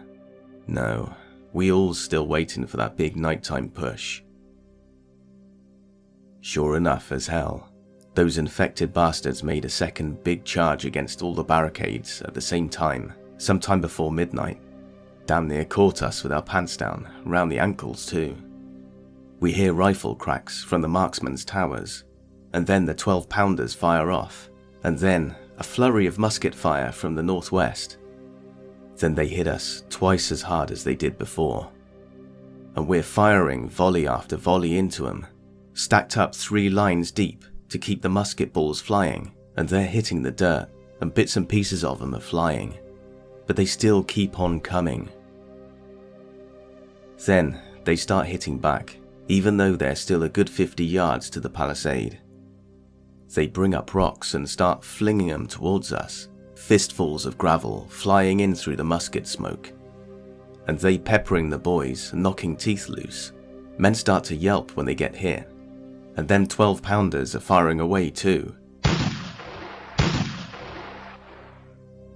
Every couple of minutes, and that tears big groups of them down, but they keep on coming till they was right up at the palisade, and Commander Downs told the front row to start up with their bayonets and blades and tomahawks. I remember how close the bastards came to taking a big old bite out of my neck. Luckily, old Bruce kicked the summer bitch with a bayonet in the head, and he keeled over. Not long after that, the infected retreated again. But now, we got a fresh problem. We got casualties. Men are bit. Men made contact with the plague. And now, we got to do what we all knew we'd have to do. Get rid of the infected. Commander Downs rides up, and he takes a good long look at this one poor lad, arm bleeding from a bite, and he tells him to head out and relight the torches. The boy looked all forlorn, like he knew what was happening. But he weren't about to disobey orders, so out he goes, and as soon as he lights the torch, Downs has one of the men fire on the poor lad. He dropped like a stone, dead before he hit the ground. That one hurt us all, I think. But we wasn't done neither. Some of the old men got touched by fever too, and so me and the rest of the boys backs up and levels some pistols at 'em, and we asks Commander Downs, "What do we do with 'em, sir?" And he says, "You know what we do. We send 'em away." So at gunpoint, we show the men to the gate, and they're begging and they're pleading, but we got no choice. So out they go, and we say we'll fire at 'em unless they get as far away from town as they can. We all knew what was coming, and sure enough, as soon as they got near the woods, infected ran out and dragged 'em in. We all watched till the screaming stopped, and all the bushes quit their shaking. Few of the men here got sick, others cried. I just wrote it all down. God above, I hope Maria's as far from this hell as possible. April 27, 1829. We slept in shifts last night, and luckily there weren't any other attempts by the infected to rush the barricades. But we're tired, the lot of us. Damn hell, we're tired. I'd be amazed if any man got a lick of real rest. We was silent, but we stayed up and we listened good to the sounds of the infected howling out there in the woods. There were thousands of them. It sounded like filling up the whole night sky with the din of their big, collective war scream. Lasted for an hour, maybe more. One of the boys nearest me was praying along all night, begging for the good Lord to come down and save us. I asked him to put in a good word for me too. This morning, some of the wives pitched in with medical aid and a big, hearty breakfast. So we ate well, and Commander Downs allowed us some time to spend with our families. Maria and I took a nice stroll, but I didn't have much to say. By midday, I was back at the palisade with the other men, and by sundown, we were starting to hear the infected getting riled up again, hearing that awful howling. Downs and his aides were riding back and forth, making sure the walls were good and solid. The cannons reloaded and manned, and the bell tower watch was keeping his eye out. At this time, we got some of the younger boys to run ammo up and down where it's needed. Shooting started. We'll update if possible. God above. God help us. The infected hit us at all sides all at once. Them cannons were firing like mad, and Commander Downs was telling them, "Aim for the trees, aim for the trees." So they did, and after a few rounds they had managed to dam off the entry points and slow down the horde. But it weren't more than a stopgap.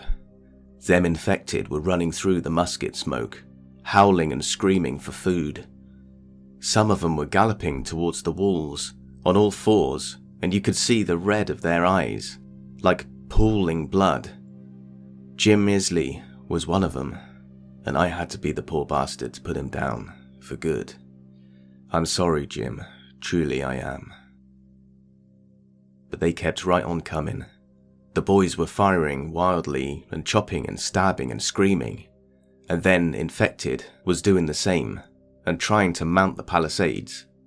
And then, just when there weren't a lick more we could take, we heard some of the men screaming from down south of us.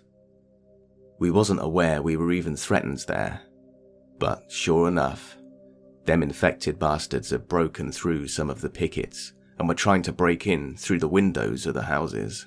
So Commander Downs sent me and 5 other gents to go and put a stop to that. We burst in through the houses and stabbed them through the windows and traded shots for rocks over barrels. I got all good and cut up from the exploding glass windows, but I ain't been bit. Not yet. So we put a stop to them coming in that way.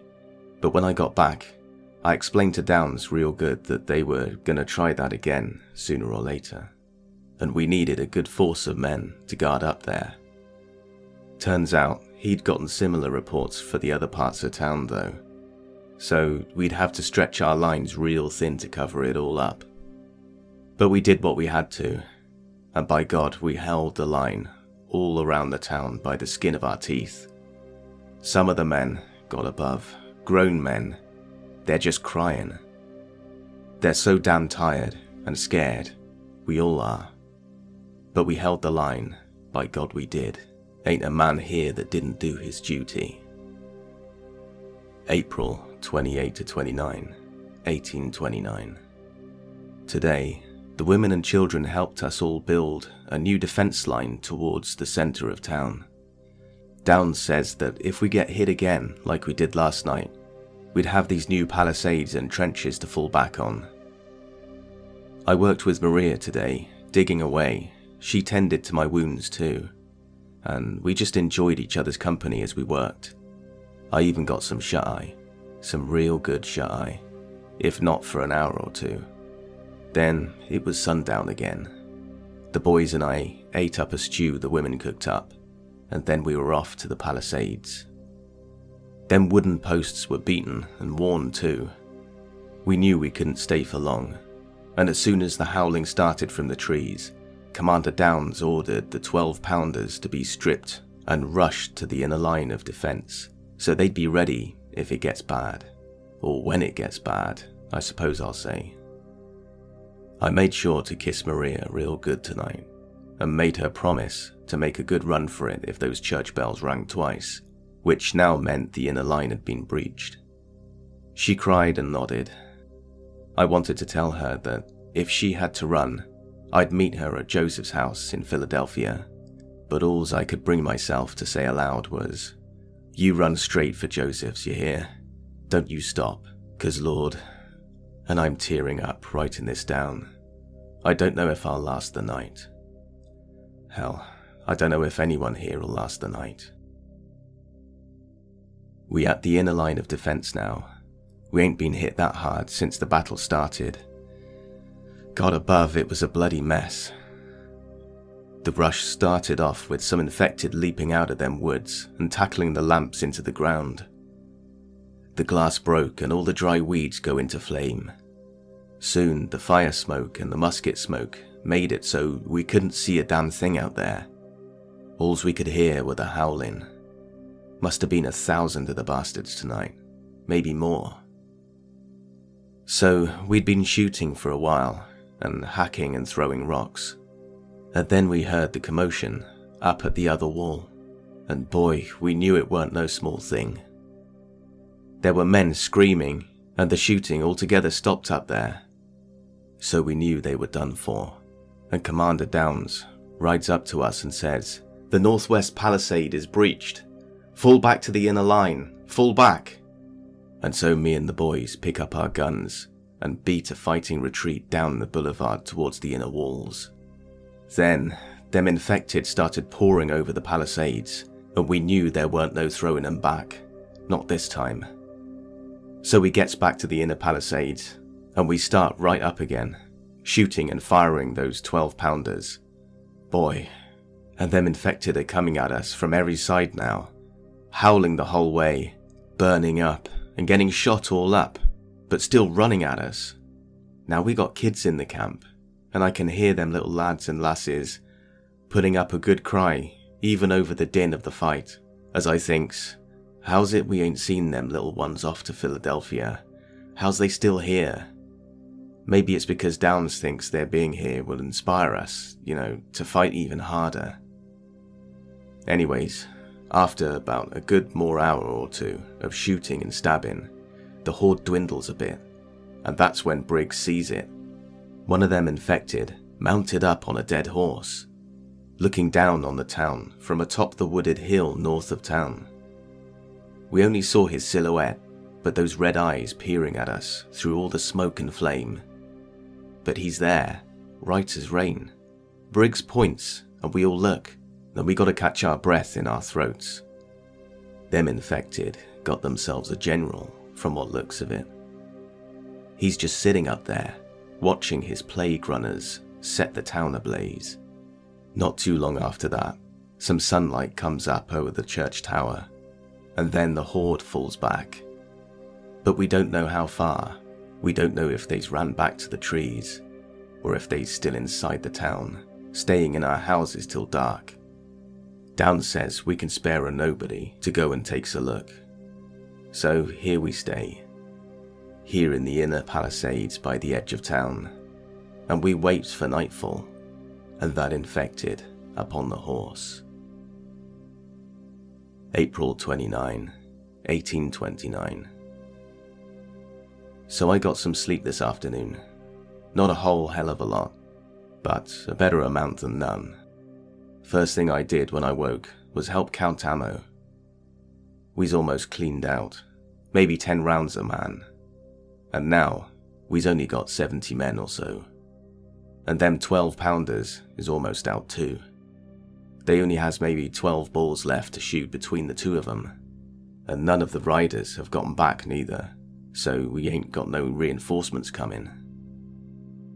So Briggs and I, and Peyton, and Short, we goes up to Commander Downs, and we says, "Sir, we almost out of men and ammo, and we got little ones here, sir, and our wives. And the town's all up in flames, sir. There ain't nothing left for us here, not for a one of us. We should make a run for Philadelphia while we still got daylight." But he says back, "I ain't never left the enemy in command of the field. We stay and we fight." And he rides off. Now, I ain't no mutineer. Lord above knows I done my duty, but I ain't aiming to die for the principle of it. Not when I got my Maria here, and no town left to defend. So, I talks to some of the men and women, and lay it out for 'em. And I says, "Look here, boys, we ain't lasting another night, and if we do, what'll come of us in the next one? We gots to get out of here while we still can.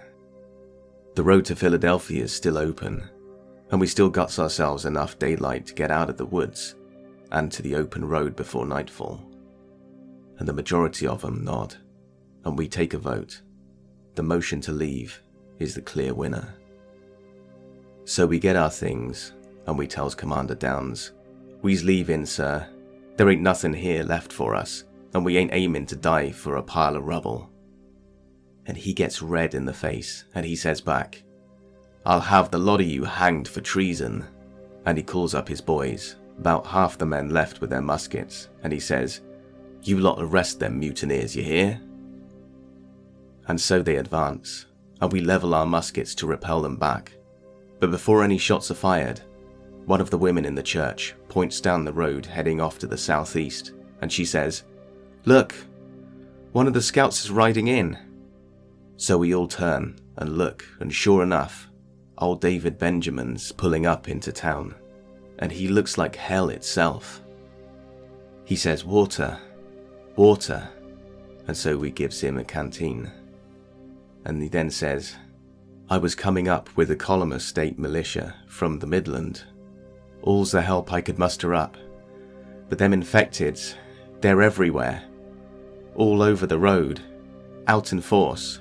I swears they was lying in wait for the lot of us, like an ambush, and they leapt down from the main road and just tore into the poor lads. They didn't have a chance. I'm the only man who made it back. I needs to tell you all that the road to Philadelphia is blocked." So now the whole damn town is in panic. We surrounded by the plague, and there ain't no way out. And not a minute ago, while I was writing this here entry, someone points up to the hill north of town, and they says, "There's the horseman." And we all look, and there it is, that plague rider, eyeing the town with that wicked red stare of his, and that of his horse. And we sees he's got a whole wretched host of other infected riders. And then they started moving right on down the mountains towards us. Then the howling started, and just now, the church bell started to ring. I know it in my bones I ain't surviving this night. They coming at us from all sides now, and I'm holding Maria tight, as she's crying too, and all we can hear is the wailing of the little ones from the church, and the shouts of the boys as they run up to the palisades with their guns, and the wheeling forward of the cannon. So I gave Maria a kiss, and I'm leaving this diary in her possession. I love you, darling. I love you, and I hope you know that. April 29, 1829. Paul has gone off to the Palisades. He's scared. I am too. We all are, but we've got to be strong for the children here in the back of the church. The other women and I have tended to the lot of them since the men fell back to the inner line of defense, which I helped to build, and at least half of them have the fever. Of that I'm now sure. But it no longer matters, does it? They won't live to see themselves be taken by it, and perhaps that's a merciful thing. The shooting has started. The boys are throwing in everything they've got. God bless the lot of them, but I can tell it's not enough. We've but an hour left, maybe less, before the infected make it to the church. The children here have cried themselves empty, and now they're huddling around myself and the other women, and clutching our dresses and burying their faces in our laps. I'm as afraid as any of them, but I can't let them see that. I can't. The church bells are ringing again, and the men just outside. The 30 or so of them left sound exhausted and panicked. I've no idea if Paul is among them. The cannons have long since stopped firing, likely having expended their ammunition. Only periodically do I hear a musket blast. Paul was explaining earlier that they'd nearly run out of bullets last night. I can't imagine they've found many more. I hear galloping now, coming up from the west. It's not the state militia. It's that plague rider. I can hear him. I know it's him. I know it. He commands these beasts. He grunts and shouts, and they listen. They're only a few yards from the church doors. We've hidden the children in the very furthest corner and covered them up with whatever we can find. We told them to stay quiet at all costs, but some of them are infants. They'll cry for their mothers, and when they do, the whole lot of them will be found. It's been several minutes since I heard musket fire, and the last of the shouts from our boys have long since ceased. All I can hear now is the howling, and some of the women in here saying how we should use the pews to barricade the door. But it's hopeless. We all know it's hopeless. All we can do is be strong for the children. But how can I? My home is burnt. My Paul is gone. All our boys are gone. How can I be strong when my strength is gone? The infected have begun hammering away at the church doors and windows. We're surrounded in here. God, Lord, give me strength. Please, Father, give me strength. Just for a little while longer. Just for a This diary was found buried in the rubble of an old church in the centre of Andersonsburg, cradled by a long rotted corpse that appeared to have suffered several blunt trauma wounds along the length of the spine and around the skull. There are multiple other skeletons strewn about the floor of the place, all but one which appeared to have suffered similarly. The other one, an infant's corpse, and one well hidden in the corner, appears to never have suffered a wound at all. It looks instead to have perished of starvation, likely some days after the events described here. Outside the church, of course, is the town itself.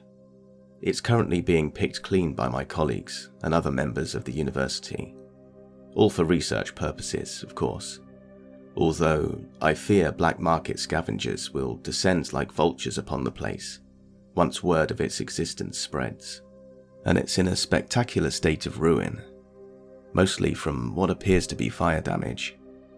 As for this document, I'm the only person that knows of the existence of this diary. Anyway, hell, I'll update this later. At the moment, I'm being called over to help with one of the interns, who's apparently collapsed and began to convulse. They're probably just dehydrated. Hey guys, it's Mort here, and thank you so much for listening. I would like to extend a huge thank you to Deadly Cure, who obviously did the brunt of the work here in this video. However, his voice is so wonderful that I thought he'd be the perfect fit for these stories that I really wanted to bring to life. I honestly hope that you enjoyed this video as much as I did. I know I don't do creepypastas very often, and most of you really do come here for the true scary stories, but I hope that you can appreciate that, you know, sometimes there are some really good creepypastas that deserve to be listened to. Don't forget to head on over to Deadly Cure's channel, show him some love. Why don't we try and get him to 1,000 subs? That would be pretty sweet. I think he deserves it after putting in so much effort, and with a voice like that, it's kind of inevitable anyway. Also a huge thank you to the writers of these stories. Thank you for the submission, and the wonderful writers who gave me permission to read the stories in today's video. Of course, also an extended thanks to my subscribers who are also patrons and members, names on screen. Thank you so much, guys. You're all amazing, and of course it really helps me out. Well, with that being said, I truly hope you enjoyed today's video. I mean, I had a blast. I love these kind of stories. And if you did too, perhaps we can have some more in future. Let me know what you thought down below. I'd really appreciate that this time round. Stay awesome, and I'll see you in the next one.